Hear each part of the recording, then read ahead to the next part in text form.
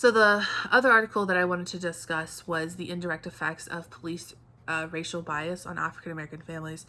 And this is a peer-reviewed article that was done this year, and it was interviewed. 18 African American families were interviewed, and they were asked, how they feel about police officers, their interactions with police officers, their overall mental health going forward after their experiences with police officers. And just the way that they communicate with their children about police officers. And overall, after reading this article, I wasn't surprised about the way that African American families feel towards police officers. I wasn't shocked at the interactions that they talk about, being racially profiled.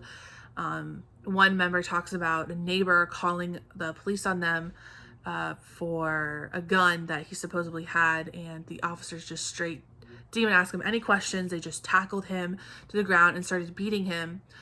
Come to find out that neighbor didn't like African Americans, and she falsely reported a crime. So it's just frustrating when you read things like this, and that the statistics are always so disproportionate to the population that African Americans make. And it's just time and time again, I always wonder what can be done to so African Americans can feel safe in America.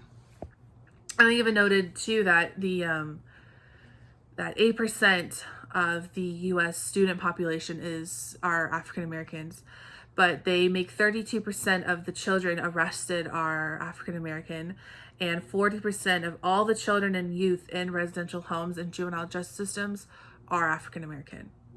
And as you can see, those numbers are extremely disproportionate to the population that they make up in the United States. And this is simply due to over policing areas that are heavily populated by African Americans. It falls into the socioeconomic status. In this article, it references that those of a lower socioeconomic status have had negative interactions with the police more so than those who are not. And this is all from families who are African American. It even breaks down the gender aspect of it. Males had more negative experiences with police officers than females, but females, when they are interacting with who have interacted with police officers, it's been through racial profiling, but not so much in an aggressive tone. But males noted that when they have interacted with officers, it's always aggressive, and it's they're racially profiled. And it's frustrating to read things like this because my husband is black, and I have a son who is mixed, and it kind of it just frustrates me that police officers are not trained properly on how to deal with people who aren't like them, and the implicit bias that is instilled within everybody. But when you're an officer, I think that more training needs to be done.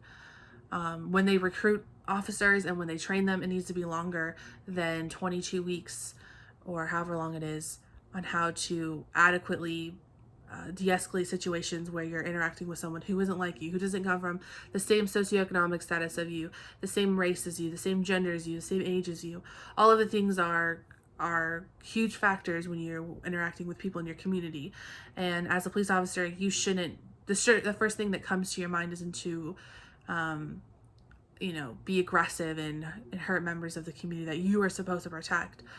So it's unfortunate that it's 2020 and doesn't really seem like anything has really changed with the police, and then the way that African Americans feel towards the police, which I don't think those attitudes will change for a really long time, given the way that they have been treated so long by police officers. But this was an insightful article to read, and it just gave me more statistical information on the way that officers treat African Americans, and it just gave me a more informative insight into the way that African American families feel about the police.